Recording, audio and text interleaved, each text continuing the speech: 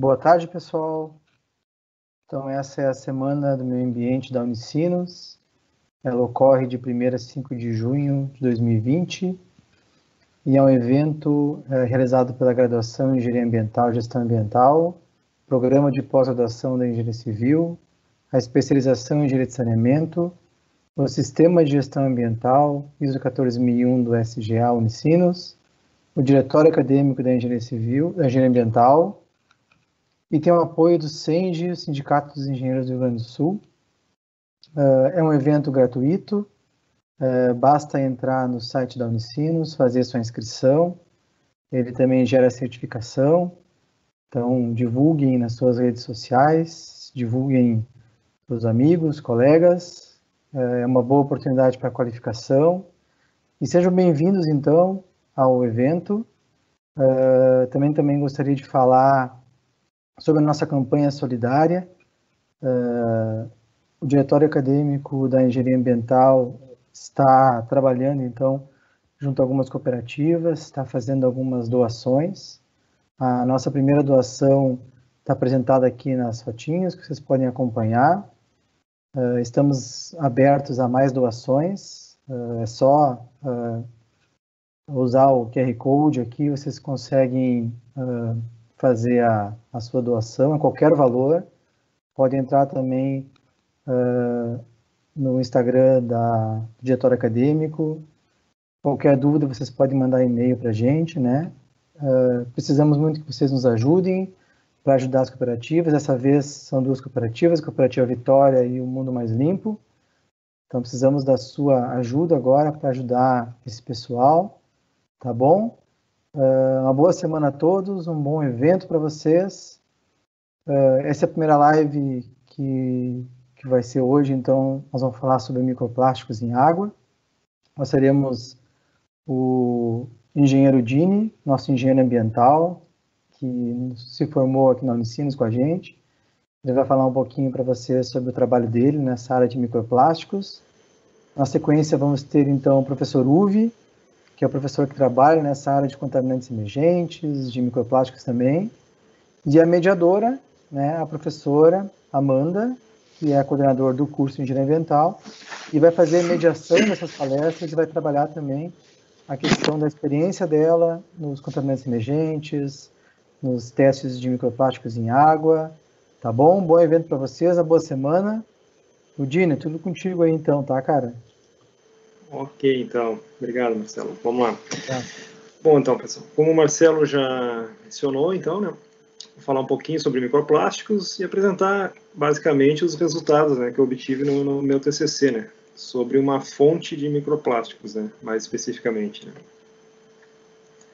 Então, esse é um assunto que tem tomado bastante repercussão nos últimos anos, mais recentemente, né, embora não seja tão popular ainda, né, mas é um assunto que está ganhando bastante espaço, né, pelo menos principalmente no meio acadêmico, né.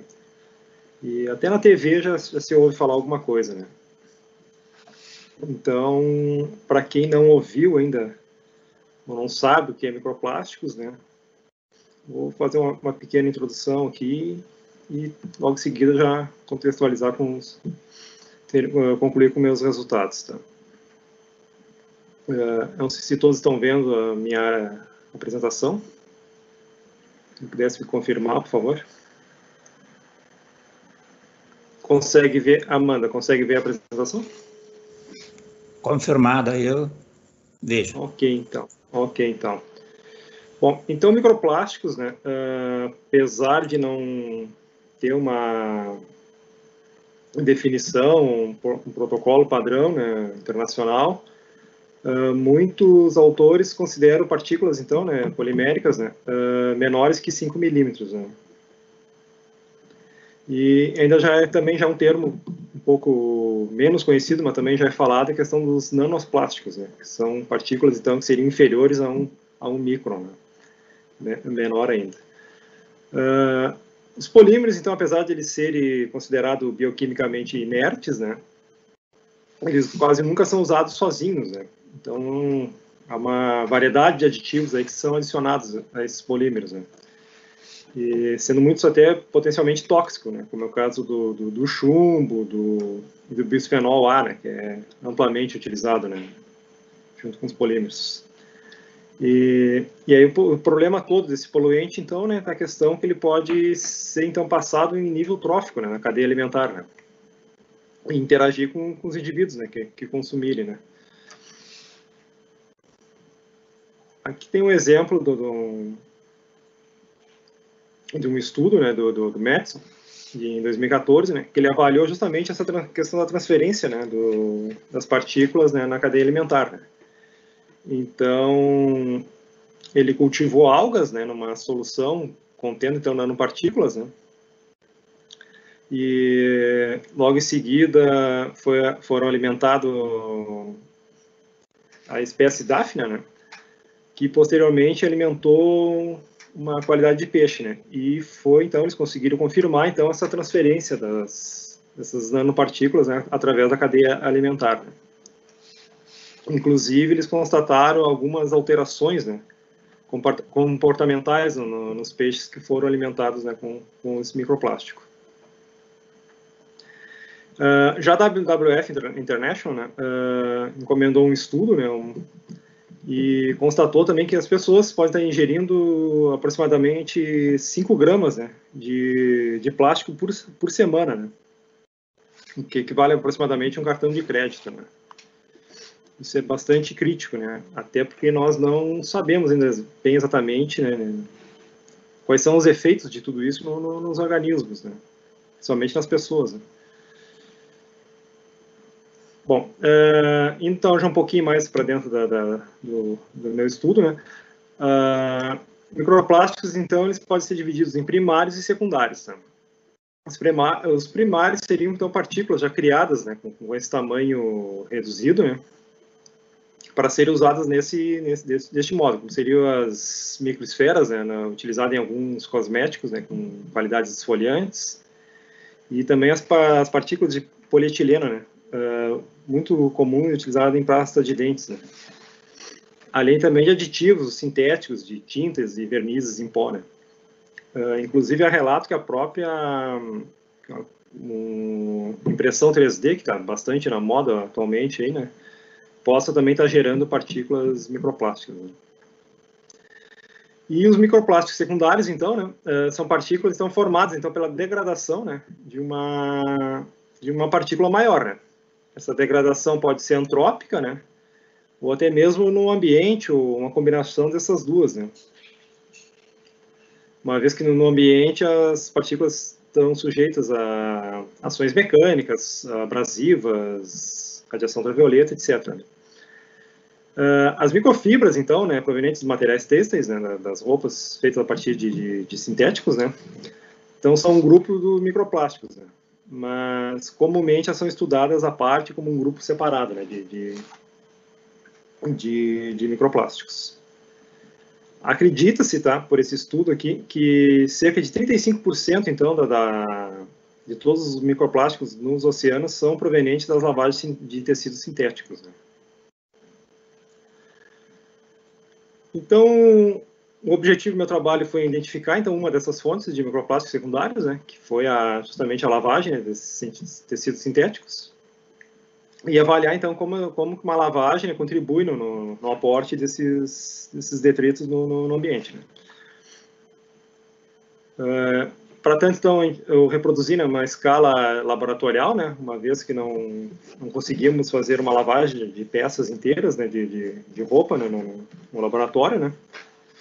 Nós criamos um método ali para reproduzir essa lavagem, né, dos tecidos sintéticos. Posteriormente, nós utilizamos algumas técnicas, né, para fazer a separação das microfibras desprendidas, né, que ficaram nesse efluente, e posteriormente, então, detectamos elas no microscópio, né, de fluorescência. Aqui, então, essas seriam as amostras, né. Foi pegado, então, uma peça de roupa, foi comprado, né, três peças de roupas, né, de poliamida, uma de acrílico e outra de poliéster, né. Então, foi cortado dessas peças de roupa, foi cortado, então, 5 flanelas, né, medindo 5 por 5 cada uma, né. que foi, então, realizada a lavagem em água ultrapura, né? Essas amostras foram colocadas individualmente em cada becker, né? Realizado de forma, então, individual para evitar que não houvesse contaminação, né, de um tecido sintético com o outro, né? Então, foi realizado em cada uma das amostras, então, 5 lavagens, né? Havendo uma etapa de secagem entre essas lavagens, né? Para tentar também reproduzir o que seria usual com uma peça de roupa, né? Que é lavar e secar, né? A cada lavagem, então, foi coletado esse efluente, né? Totalizando, então, 15 efluentes, né? 5 de cada amostra de tecido, né?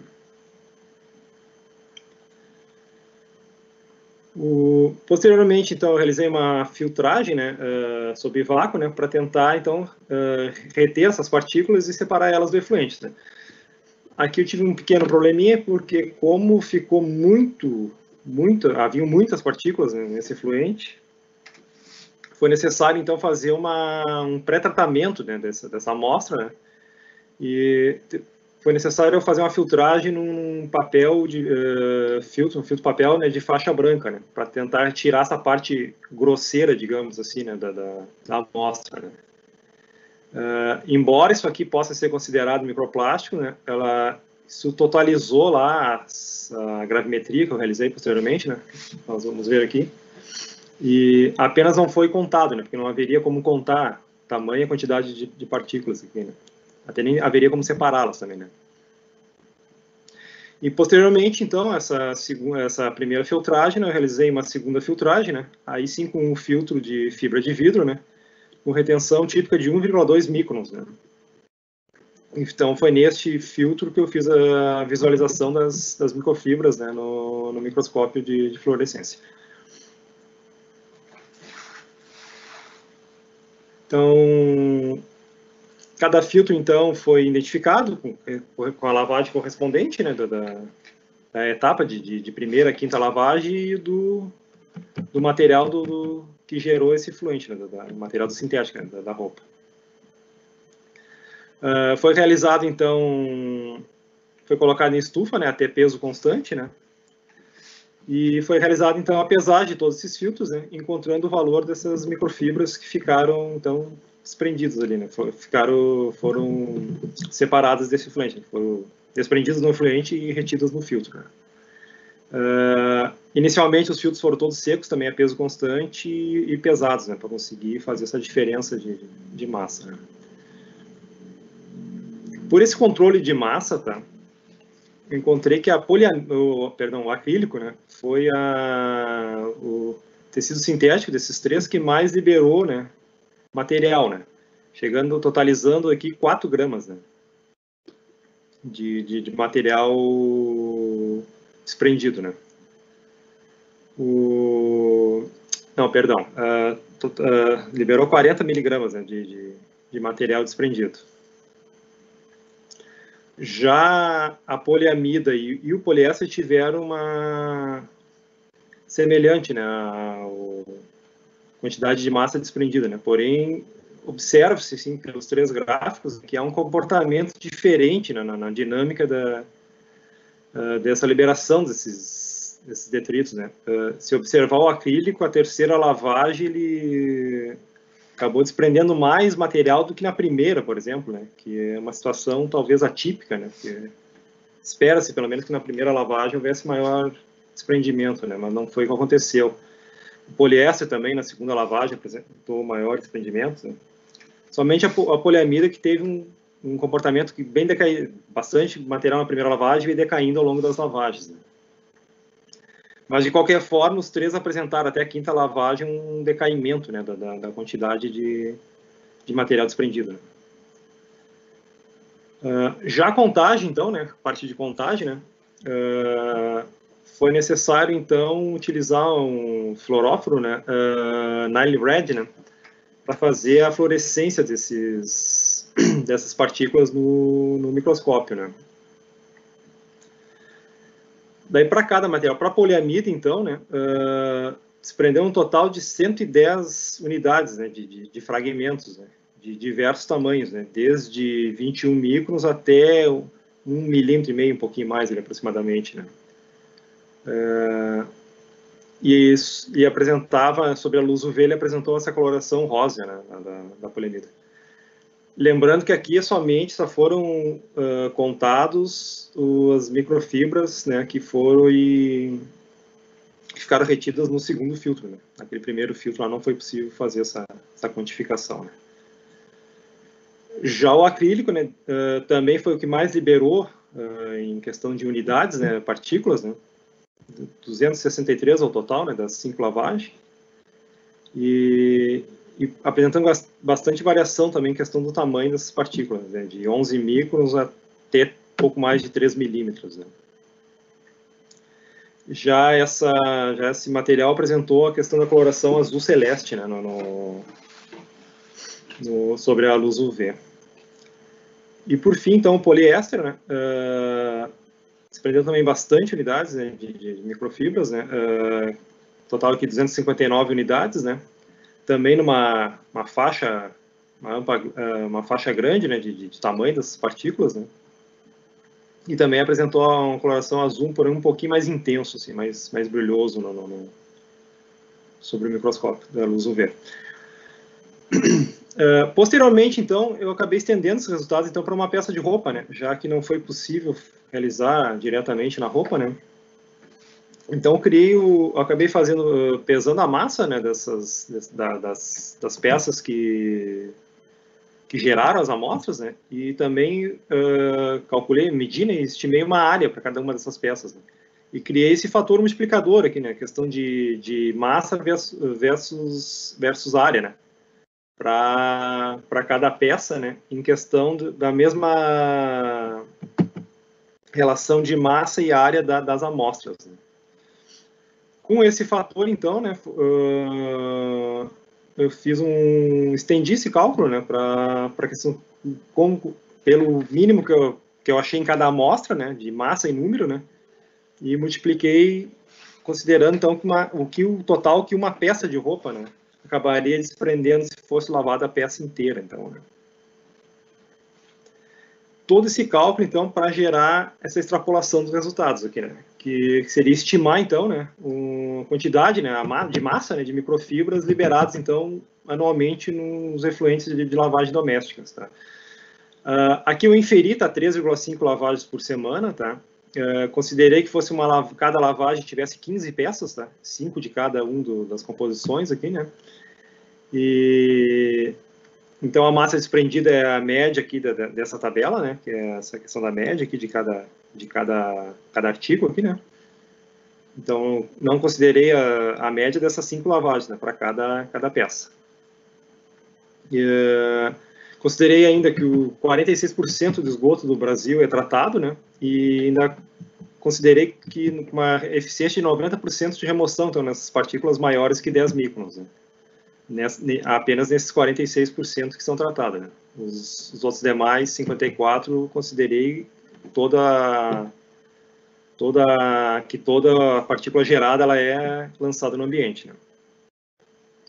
E 41.600 lavadoras, aproximadamente, 41 milhões, perdão, de lavadoras no país, né? Daí, todos esses dados, eu criei essa formulazinha aqui, né? Que então eu cheguei a esse resultado aqui de 14.500 toneladas por ano de microfibras lançadas no ambiente, apenas no Brasil, né? Então, é bastante coisa, né?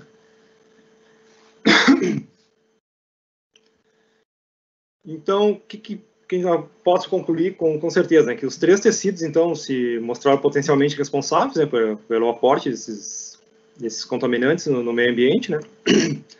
A maior dimensão foi de aproximadamente 3 milímetros, né?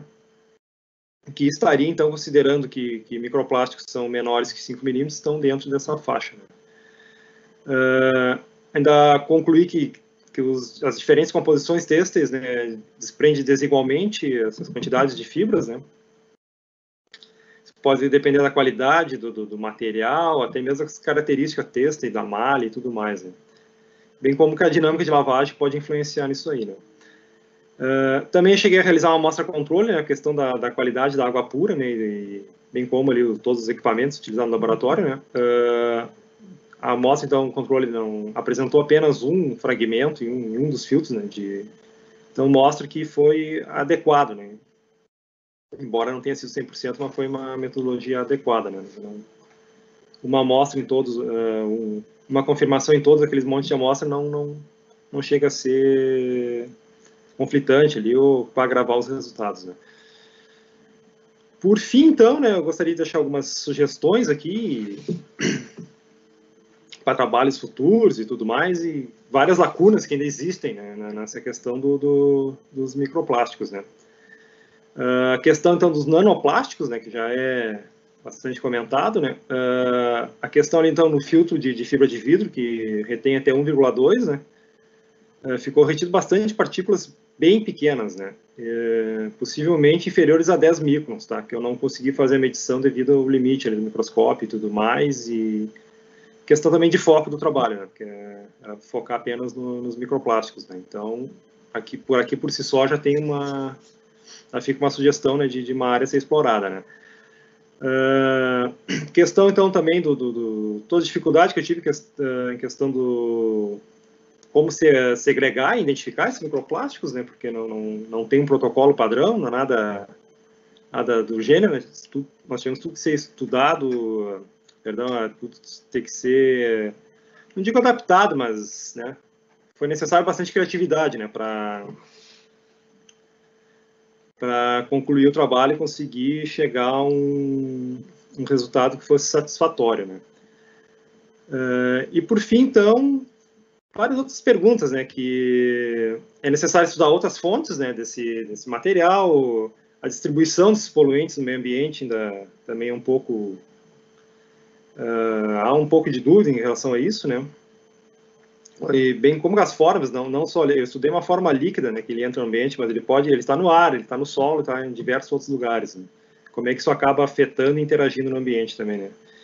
E eu acredito que, principalmente, aqui fica até a questão para o Uwe, que vai continuar na sequência, compreender, né, os efeitos nocivos, né, de todo esse material nos indivíduos, né, nos organismos e principalmente, eu acredito, nas pessoas, né. Seria isso, então, pessoal. Obrigado, hein.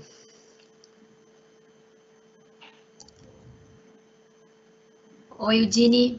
Oi. Tudo bem, mano? Então, agradecemos, então, aí a presença, né, do Udine, nosso engenheiro ambiental formado aí na Unicinos. Muito bom te escutar novamente aí, trazendo essa problemática dos microplásticos, né? E realmente foi bem desafiador, né, trazer esse teu trabalho para uma escala de laboratório, onde a gente conseguisse, de certa forma, criar dados, né, que pudessem nos levar ao entendimento dessa questão quantitativa de microplásticos, né, e o entendimento também, né, Udine, que é importante, de que nós temos uma diferença de massa, né, sim, que é importante. A gente também tem, o que ficou bem claro no seu trabalho, é a diferença da mesma massa. Não sei se a minha internet, mas cortou aqui. Não consigo, eu pelo menos não consigo te ouvir, Amanda. Não sei se é a minha internet ou é a tua.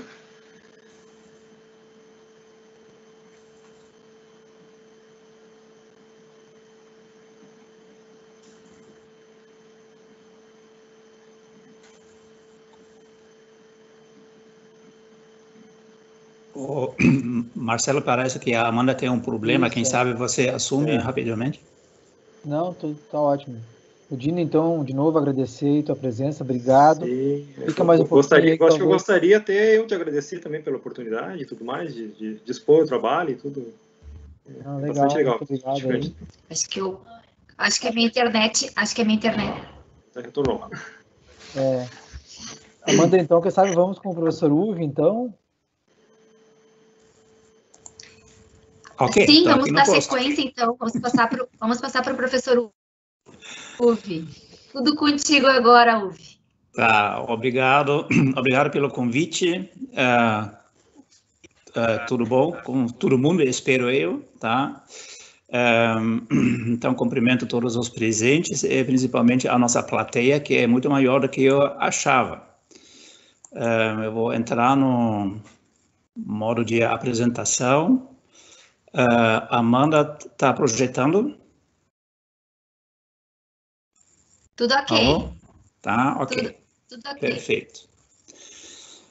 Então, o meu assunto é microplástico na bacia do Rio dos Sinos.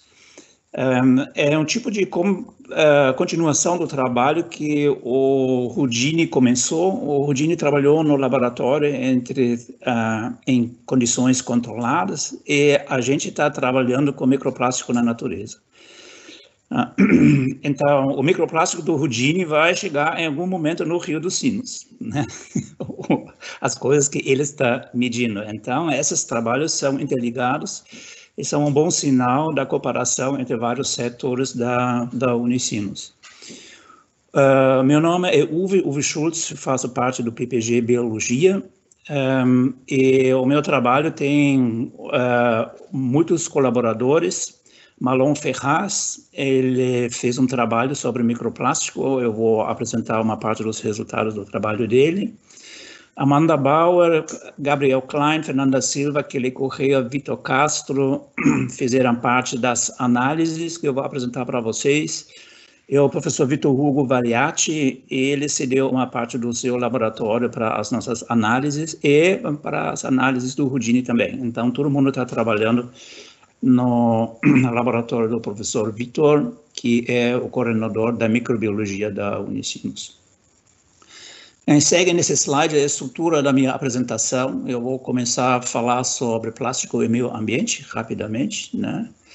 As origens, impactos gerais, a ocorrência na bacia dos sinos em água e em peixes. Eu vou tentar abordar o assunto dos efeitos sobre a saúde humana. E depois caracterizar brevemente futuros projetos. Então, plástico e meio ambiente, né, todo mundo já viu na internet, na televisão, ou em outros lugares, essas fotos de acúmulo de plásticos e a fauna no meio, né? Aqui, por exemplo, restos da pesca, essas são redes, que se chama redes fantasmas, que são perdidos pelos pescadores, que ficam ainda atuando, pescando peixes e, nesse caso, mamíferos, como essas focas aqui. Se estima que a produção total de todo o plástico produzido no nosso planeta está chegando na casa de 9 bilhões de toneladas. Isso é o total do que foi produzido até hoje.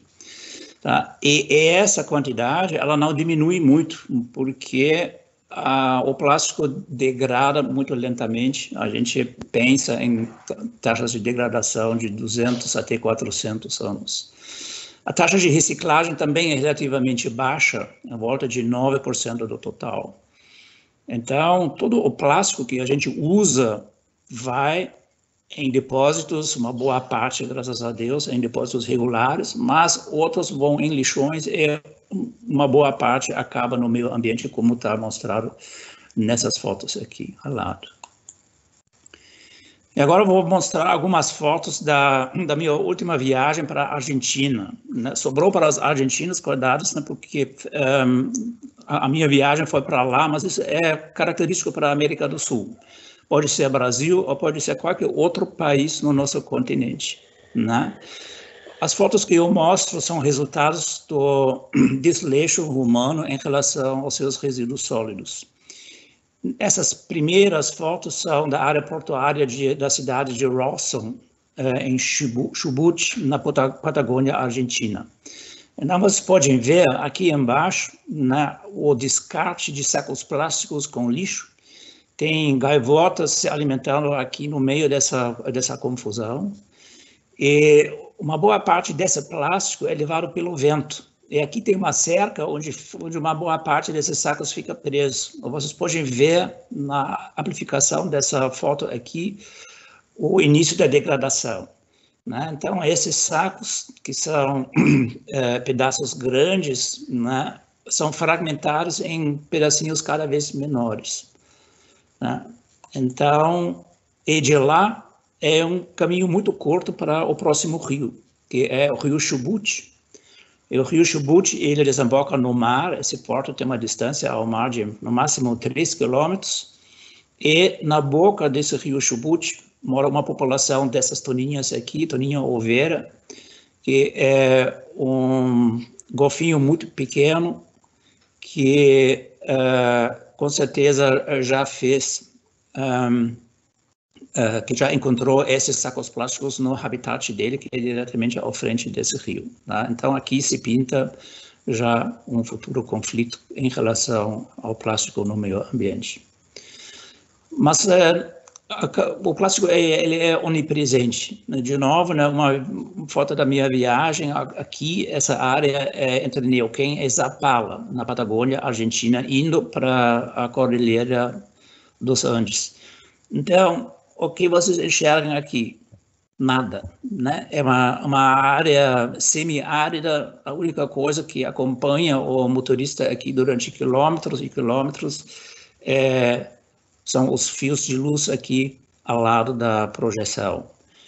É o meio de nada mesmo, mas de repente nesse meio de nada aparece isso aqui, né? Perto de um pequeno vilarejo, um depósito aberto, onde o plástico é levado pelo vento para tudo que é lado, né? Então é uma aparência horrível e isso acontece em tudo que é lado, na Argentina, no Brasil e nos outros países da América do Sul.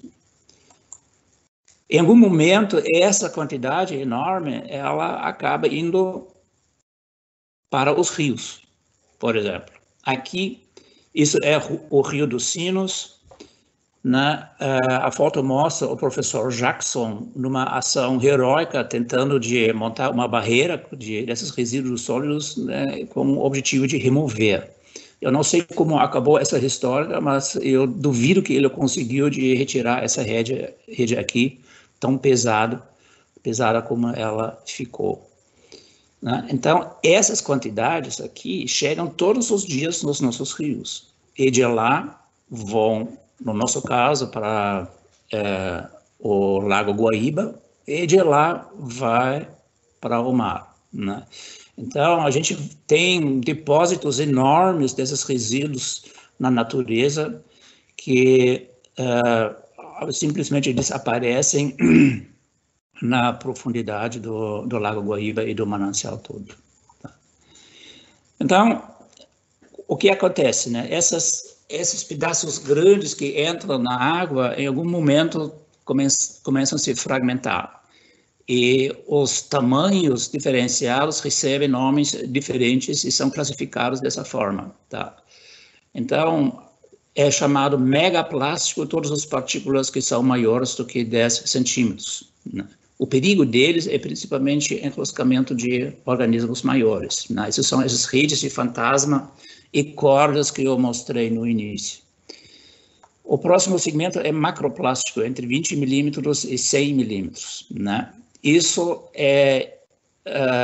aves, por exemplo, ingerem essas partículas que causam saciamento falso, porque eles acham que é alimento, mas não é, não tem nenhum valor nutritivo. Lesões no trato intestinal e podem causar afogamento dos organismos também. E depois seguem todos os outros componentes sempre um pouquinho menores. Né? A gente trabalhou com essa parte aqui, o microplástico, que normalmente é definido num tamanho entre 1 micron e 5 milímetros. Né? Qual é o perigo aqui? Essas partículas são tão pequenas que eles ficam suspensas no ar, então eles podem ser inalados, entram no pulmão, né? Eles são absorvidos no trato digestivo e, como o Rudini já explicou antes, né, existem problemas com os aditivos dessas substâncias, que são substâncias tóxicas. E a menor classe dos plásticos são os nanoplásticos, que têm um tamanho menor do que 1 micrômetro. Então, aqui também, essas podem ser inaladas, são absorvidos nos tecidos e podem acumular em órgãos, por exemplo, no cérebro, como a publicação dos suecos que o Rudini mostrou evidenciou, tá? E podem causar alterações de comportamento dos organismos afetados. Eu, no final da minha palestra, vou de novo voltar para esse assunto que me parece de extrema importância. Ok, o que a gente fez? A gente queria saber, como ponto de partida, né, quantas partículas existem na água bruta do Rio dos Sinos. Água bruta é a água do rio, e na água potável. A água potável é fornecida pelas companhias de abastecimento, né, que na nossa bacia são a Corsan, a Comusa e o SEMAI de São Leopoldo. Então, esse mapa mostra o desenho amostral, a bacia do Rio dos Sinos. Os pontos azuis são os pontos de amostragem da água do rio, e os pontos em vermelho são os pontos das amostragens da água potável dentro das residências, né? Então, esses resultados são da autoria do Marlon Ferraz. Aqui é o próprio Marlon tentando discernar os seus filtros, né, que ele produziu durante as análises. Não vou entrar em detalhes aqui, o Rudinho já explicou a parte da análise. Se inicia quando a gente usa água da natureza como um processo de digestão da matéria orgânica, né, para retirar algas e outros componentes. Depois segue uma etapa da coloração com Nile Red, que deixa, então, o plástico colorido. E depois o resto é principalmente uma etapa de filtração, tá? E as partículas depois, que são coloridas pelo Nile Red, são contadas no microscópio. Ok, então aqui já vem os resultados, tá? Isso é a imagem que a gente vê quando nós colocamos os filtros embaixo do microscópio, né? O que vocês podem ver são essas fibras em todas as 4 imagens aqui. Isso é o plástico predominante em todas as análises de água. Fibras, aqui, tá? Essas partículas provavelmente é polietileno. Ok. Agora, essas fibras, eles ocorrem na água bruta e ocorrem na água potável. Esse gráfico mostra a comparação entre os dois componentes. No lado direito, a média encontrada em água bruta são 330 partículas por litro, enquanto a água potável nas residências continha mais ou menos 1/3 disso, né? E essa diferença ela é significativa. Todas as amostras de água potável na casa tinham partículas de plástico. Agora, a gente não sabe exatamente, né, quais são as origens, porque entre a estação de tratamento da água bruta até o consumidor final é um caminho longo. Existem muitas possibilidades de uma contaminação adicional que não vem do próprio Rio dos Sinos, tá? Por exemplo, a caixa de água dentro da residência poderia ser uma fonte de contaminação, tanto como todas as tubulações de plástico que são usadas hoje como padrão nas residências. Agora, a gente quis saber também qual é a distribuição espacial das partículas na água bruta. Então, essa análise aqui mostra o resultado da água do Rio dos Sinos, começando com ponto 1, lá nas cabeceiras em Caraá, e o último, ponto 8, é Canoas. Então, a gente sempre achava que a maior parte dessas partículas vão ocorrer na parte baixa do rio, oriundos das áreas urbanas, onde existem mais máquinas de lavar, né, como o Rodini explicou. Mas, na verdade, não é bem assim. Bem nas cabeceiras em Caraá, a gente encontrou aqui a maior concentração. Depois,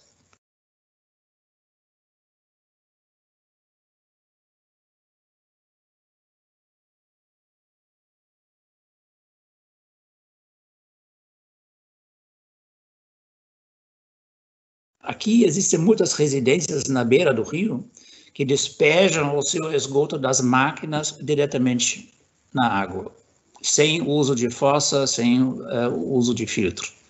Vai direto. Tá? Então, isso é uma fonte de contaminação permanente. Eu vou falar sobre isso aqui quando explico os resultados relacionados com as análises de peixes. Que bom, agora.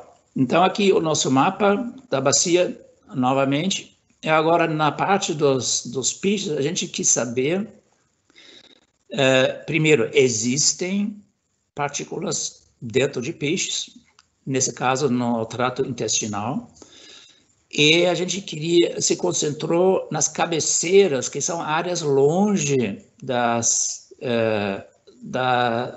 áreas urbanas, né, para saber se mesmo aqui, longe dessas áreas urbanas, existe uma contaminação. E existe. Tá? Então, qual foi o método de análise? Primeiro, a gente capturou os peixes através da pesca elétrica, foram removidos os tratos intestinais, e depois a gente submeteu o conteúdo dos tratos intestinais numa análise padrão para descobrir os componentes de alimentação, onde partículas de plástico eram uma categoria. Tá? Os outros itens alimentares eram macroinvertebrados, restos de vegetais e substrato. E essas fotos aqui embaixo mostram, então, as partículas que a gente encontrou. Fibra. Só fibra. Então, aqui a lista das espécies, né? A gente encontrou uma riqueza de 17 espécies diferentes. Eu vou chamar a atenção aqui nessa última linha que existe o resultado total, né? Então, a gente analisou 258 peixes, dos quais 98 tinham plástico. Isso corresponde quase 40%. Né? Então, mesmo nessas áreas longe dos centros urbanos, a gente encontrou plástico nos tratos intestinais em quantidades grandes. Esse gráfico mostra a relação das categorias de alimentação entre si. A primeira é o plástico, PLA. Agora, dá para ver que aqui tem mais duas colunas grandes, que são Trichoptera e Ephemeroptera, que são macroinvertebrados, pequenas larvas de insetos que ficam no sedimento de um pequeno arroio. Tá? Agora, as estrelas vermelhas mostram correlações significativas de Pearson. Significa, um peixe que comeu muito plástico, né, comeu também muitos Trichoptera. Então, esses aqui andam juntos, de mão dadas. Outras correlações significativas eram entre Trichoptera e Ephemeroptera. Então, um peixe que comeu muito Trichoptera também comeu muito Ephemeroptera. Agora, o legal dessa história é que a correlação entre o plástico e os Ephemeroptera não era significativa. Então, isso significa várias coisas. Por exemplo, qual é a origem do plástico que é explicada na literatura? Existem muitos trabalhos que mostram que macroinvertebrados ingerem microplástico também. Então, olhando para essas correlações, a gente poderia pensar bem, né? Então, quem come muito Trichoptera, né, deve também ingerir muito microplástico através do consumo dos Ephemeroptera. Mas não é o caso, porque esses Trichoptera, eles usam microplástico não para alimento, mas para construir um tipo casulo, que é uma característica desse grupo de insetos. Então, eles constroem um casulo, né, um cascozinho artificial deles, que é feito, pelo menos, parcialmente de partículas de plástico. Agora, quando o peixe come, né, Trichoptera, ele ingere essas partículas também. Né? Então, essa análise mostra que não é através do alimento da do organismo de presa que fornece esse plástico para os peixes. Agora, distribuição espacial. A gente tinha alguns pontos que eram mais perto e outros que são mais longe das áreas urbanas. Então, aqui, por exemplo, o ponto 7 era o mais longe de todos, que tinha mais plástico do que o resto. Enquanto um, que era perto de um pequeno núcleo urbano, no Arroio Areia, ele tinha muito pouco. Então, não existe um padrão claro relacionado com urbanização. Parece completamente independente. E aqui a gente tem que admitir que a gente sabe muito pouco sobre os caminhos do microplástico dentro da natureza. Pode ser que esses peixes, eles comeram em outros lugares.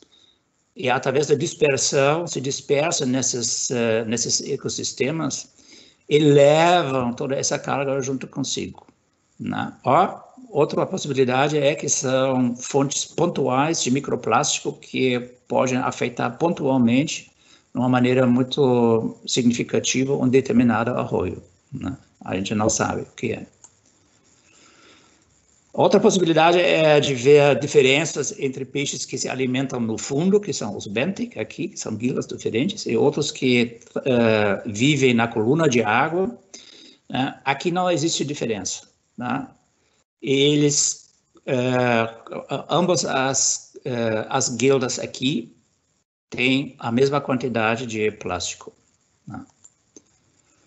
Ok. Relação significativa que a gente encontrou era entre o número total dos itens alimentares e o número total do plástico ingerido. Então, isso significa que os animais, o consumo de partículas de plástico é proporcional ao resto. Então, quem come muito de alimento natural, você também pega muito plástico. Então, tudo isso indica que existe um mecanismo passivo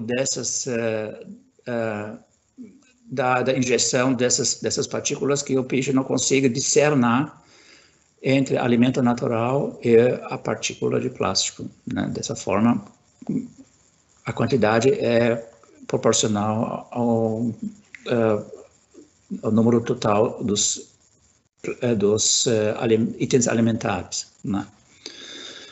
Agora, quando a gente vê se existe uma relação entre o comprimento, o peso dos indivíduos com o número de plástico, isso é negativo, tá? Isso não é significativo, então aqui não existe uma relação.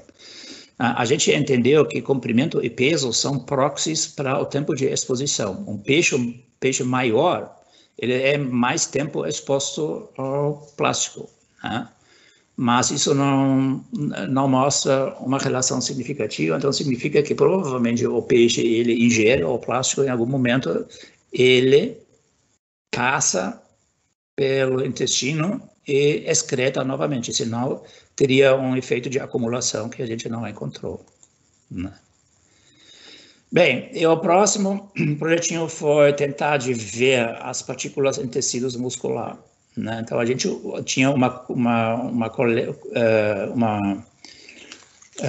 coleta de peixes durante muito tempo no Rio dos Sinos, e esses peixes a gente analisou, eles eram conservados em formol. E o resultado dessa experiência era um desastre total, porque a gente não encontrou nada, nenhuma partícula, e no laboratório, os filtros de controle sempre tinham uma maior concentração de microplástico do que as amostras, que é um absurdo, Então, nós modificamos N vezes o protocolo, mas, ao final, chegamos na conclusão que, provavelmente, existe uma interação do formol ou do etanol com as partículas de plástico que vão ser dissolvidos pelas substâncias. Então, não era mais possível de identificar partículas em material formalizado. Ok. Então, estamos chegando na parte final, tentando ver o que essa onipresença de plástico significa. A gente já sabe que tem plástico em tudo que é lugar. no alimento, em bebidas, na água, no ar. A gente todos os dias é exposto ao microplástico. E o Rudini já fez menção de uma publicação que é extremamente importante, que é do Matson 2017, que investigou, agora não microplásticos, mas nanoplásticos, num trabalho no laboratório. Então, eu vou repetir isso. Então, ele expulsa algas com nanoplástico, e essas algas incorporaram essas partículas. Quando ele alimentou o zooplâncton, Daphnias, com essas algas, passou o nanoplástico para os Daphnias, e quando essas Daphnias foram predadas por peixes, passaram para os peixes. Então, houve uma passagem do plástico na cadeia alimentar. Agora, o importante é que os peixes que tinham ingerido Daphnias com plástico, eles mostraram alterações comportamentais no comportamento predatório. Eles precisavam de mais tempo para conseguir predar as Daphnias. E, então, esse resultado, ele, para mim, sei lá, abre uma caixinha de Pandora, porque as possibilidades, né, usando o peixe como modelo para vertebrados, são enormes em relação à saúde humana. O lado direito aqui mostra uma imagem de um filtro que é a água bruta dos sinos. Todas essas partículas em cor amarela são provavelmente plástico. A gente não consegue identificar, porque a gente não tem os meios analíticos para analisar essas partículas muito pequenas. Mas a gente sabe que eles estão lá. Microplástico continua degradando e fragmentando, em algum momento vai formar nanoplástico. E esse nanoplástico, então, ele é presente a partir da primeira hora de vida de um ser humano. Então, se a gente, como eu agora chego na faixa de 64 anos, eu estou acumulando durante 64 anos plástico. Todos os dias entra através do meu alimento e através do ar. E essas consequências, elas podem ser enormes sem a gente ter a mínima ideia ainda como afeta isso. Tá? Se é possível de afetar através do acúmulo em cérebro de peixes, não existe argumento de dizer que não é possível de causar alterações comportamentais em seres humanos através de acúmulo no nosso cérebro. Ok, então, quais são os nossos futuros projetos no meu laboratório? A gente tem que repetir a parte da análise do plástico em tecido, então temos que fazer novas amostragens sem formol e etanol. A gente tem um projeto que, espero eu, vai ser realizado a partir do semestre que vem, sobre plástico na água potável, novamente, incluindo água de poços, em comparação com comitecinos. Isso seria uma amostragem muito maior que a gente fez agora, pode ser considerado piloto para essa amostragem aqui. Depois estão começando projetos em comparação com a geologia, por exemplo, que está interessado em analisar microplástico em sedimentos, com as engenharias, né, que mostrou já o trabalho do Rudini, que trabalhou na biologia, né, a gente teve contato na parte da defesa dele. Né. O que é importante aqui são futuros projetos, primeiro para tratar esgoto, na tentativa de remover o microplástico do esgoto e impedir que ele chegue no Rio dos Sinos. Isso são esses 14 mil toneladas que o Rudini, no seu modelo, desenvolveu. E a outra parte também, né, tentar tratar a água bruta um pouquinho melhor para diminuir a quantidade das partículas dentro da água potável. E a saúde pública está aqui com um ponto de interrogação, porque aqui eu ainda não sei como e com quem falar, mas é muito importante que a gente comece a falar sobre microplástico e saúde humana. Na verdade, todos esses experimentos que a gente fez, os estudos, eles têm a ligação direta com essa pergunta aqui, né? Existe um efeito sobre a saúde humana ou não tem? Então, isso está na lista de prioridades bem no topo.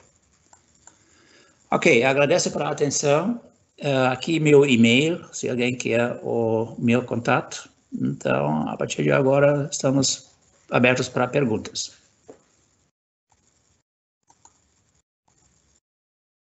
Encerrei. Obrigada, professor Uwe, pela tua participação aí, apresentando para a gente toda a pesquisa, né, que vem sendo feita aí no PPG da Biologia, né, e o ano passado, então, a gente fez essa parceria ali, utilizando, né, toda a metodologia já que vocês desenvolveram para essa quantificação e identificação desses microplásticos, né, então, muito interessante. Eu não sei se o senhor consegue acompanhar ali no perguntas e respostas, a gente tem 3 perguntas, basicamente, que surgiram aí ao longo do evento, né? Então, a primeira pergunta ali, se tem observado resultados positivos em relação à redução de plástico nos ambientes que estudou nestes anos, ou ambientes que você acompanha, né? Então, essa redução, a gente visualiza essa redução de plásticos? Não. Não, a tendência é que aumenta, né? Mas eu tenho que admitir que a gente não tem dados quantitativos em relação a isso, né?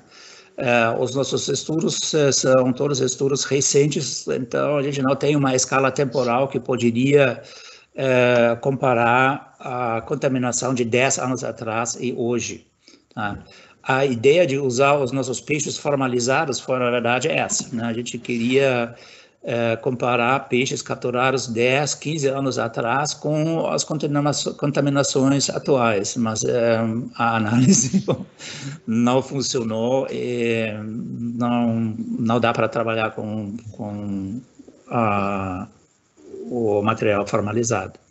Mas quem sabe a parte da geologia pode ajudar aqui, se o pessoal começa a trabalhar com sedimento, dá para tirar sedimento em profundidades maiores e provavelmente atribuir a idade adequada, né? Um tempo, sim.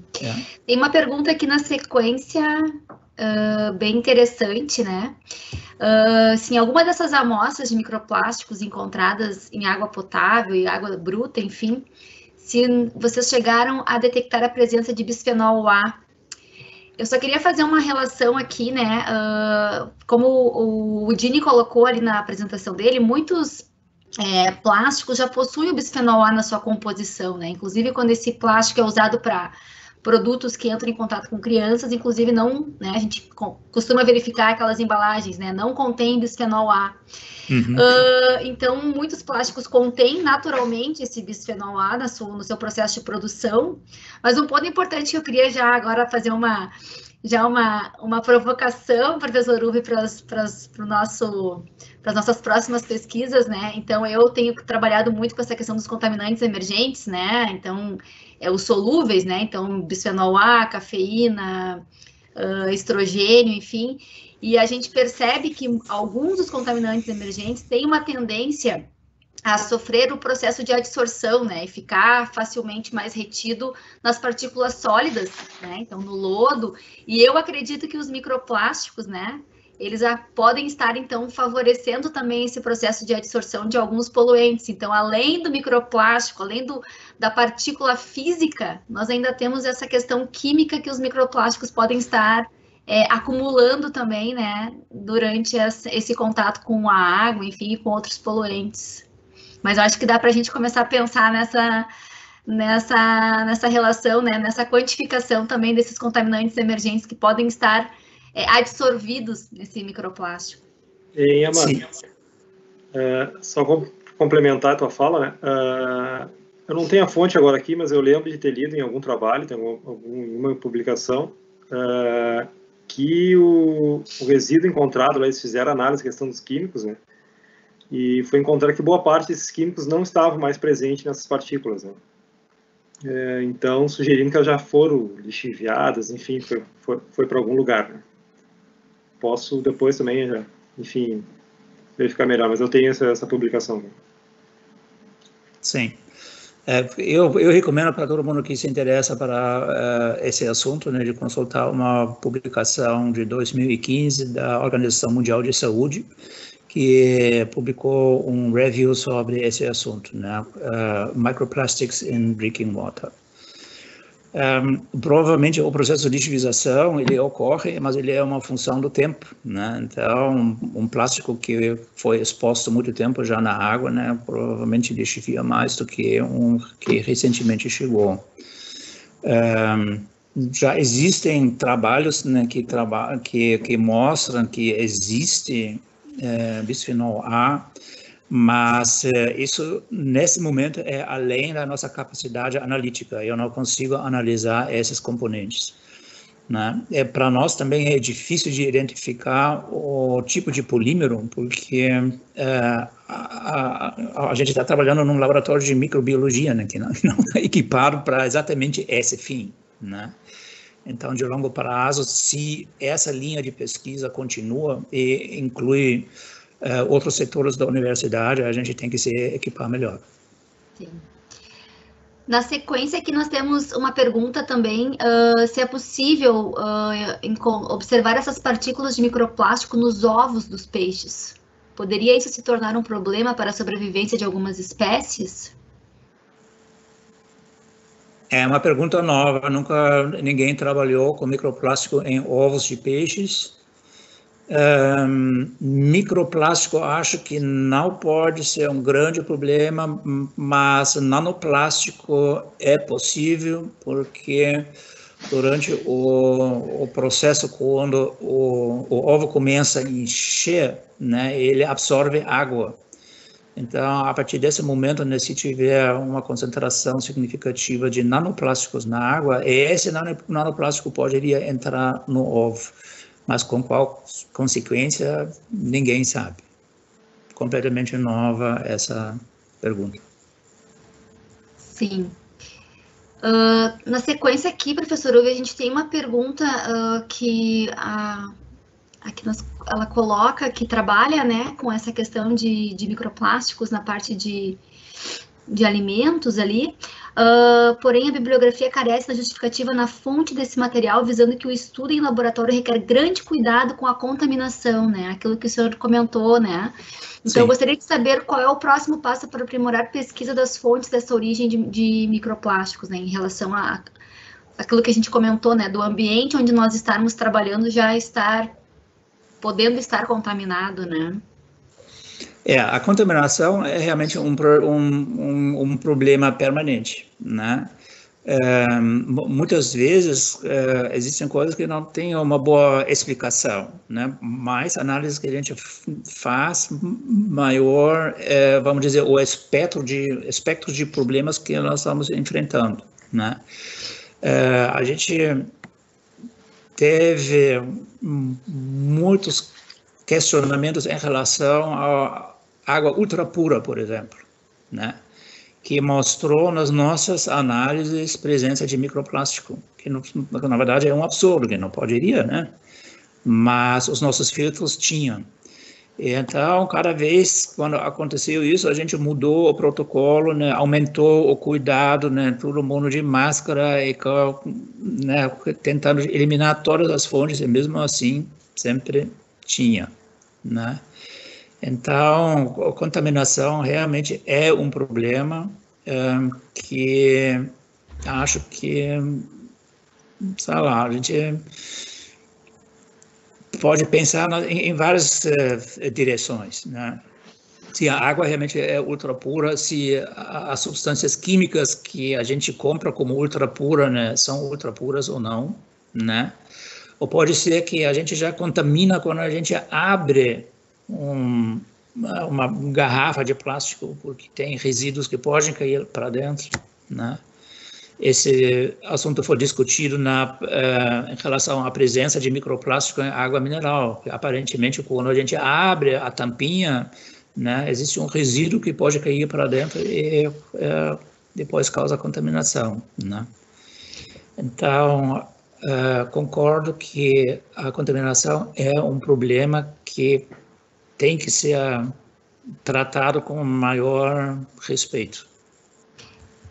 Na sequência aqui, professor Uwe, nós temos uma pergunta né, boa noite, excelente palestra, né, então, colocando aí, né, e ela gostaria de saber como foi analisado os tecidos dos peixes, se foi feito digestão. Sim, foi feito digestão, eu mostrei um slide com vários vidrinhos de cor diferente, tá? Então, a gente usa hidróxido de potássio para fazer a digestão. É um protocolo, quem se interessa, né, eu posso passar para vocês. Só que no nosso caso, né, toda a análise não funcionou, porque a nossa matéria-prima provavelmente não tinha mais microplástico, né? Mas a digestão é sempre o primeiro passo que tem que ser feito. E quando a gente trabalha com o tecido, né, essa etapa ela é mais estendida, né, para realmente digerir, né, todo o tecido e tentar purificar o plástico que é remanescente no tecido. Estamos encerrando aqui nosso bloco de perguntas. Tem duas perguntas aqui que eu acho que eu vou trabalhar elas de forma integrada, que uma coloca assim: olá, existe um projeto de criação de uma máquina ou filtro para eliminar o microplástico na água sem afetar os organismos que vivem nesse habitat? E aí, Udine, futuro, né, como é que a gente poderia estar resolvendo esse problema desses microplásticos que estão saindo ali na máquina? E também a questão de tratar os próprios tecidos, né, para reduzir essa liberação de microfibras. Então, aí são algumas perguntas desafiadoras aí, né? Sim. A questão, a primeira pergunta ali, né, sobre a questão da máquina para filtrar e tudo mais, né? Eu acredito que exista, sempre existe, né, a possibilidade de realizar essa filtragem, né? O problema seria a questão do valor, do custo desse filtro, né? Teria que ser um filtro bastante eficiente, né? Possivelmente sofreria de saturação, né? E ainda geraria um resíduo. O que nós faríamos, né? Com 41 milhões de máquinas de lavar roupa só no Brasil, o que a gente faria com esses 41 milhões de filtros, né? Então, realmente é um desafio, sim, gigante, né? Como controlar isso para não ser despejado no ambiente, né? E a outra pergunta relativa à questão de tecidos, né? Eu não li nada a respeito, tá? Questão de tratamento de tecidos, né?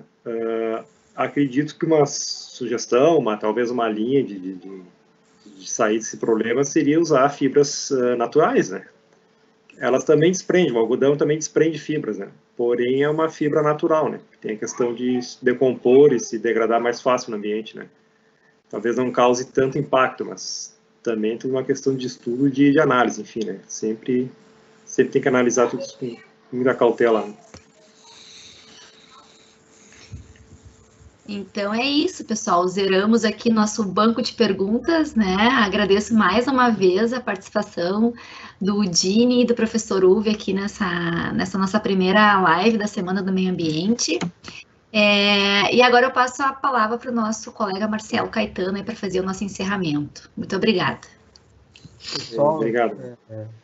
Agradeço enormemente a presença de vocês, as palestras fantásticas, a participação do público. Obrigado, Amanda, pela condução. Estamos na Semana do Meio Ambiente da Unicinos, então, que ocorre de 1º a 5 de junho. Contamos com a participação de todo mundo. Amanhã vamos falar sobre biodigestão anaeróbia e aproveitamento energético com a professora Luciana, o professor Luiz e o Ian, que é ele tem um biodigestor lá e vai falar um pouquinho sobre essa operação. Acho que é uma boa oportunidade para vocês também. E também deixo um recado para vocês participarem da campanha, para nos ajudar a ajudar a cooperativa Vitória e o Mundo Mais Limpo Nós vamos doar, então, cestas básicas. Estou deixando a tela para vocês baixarem o QR Code. Baixa o QR Code, tira uma fotinha ali e nos ajude. Qualquer valor ajuda, gente. Nós estamos quase na meta, né? O pessoal do DA aí está a 1.000, estamos quase na meta. Aí temos R$417, 10 pessoas estão apoiando. Gente, qualquer valor, a nossa meta para comprar cesta básica para todos os colaboradores das cooperativas, tá? E, gente, contamos com vocês a semana toda aí, cada dia tem um evento. Participem, um grande abraço, uma boa noite, uma boa semana a todos. Tchau, tchau. Tchau, tchau. Abraço para todos. Boa noite. Um abraço então a todos também. Boa noite e obrigado pela oportunidade.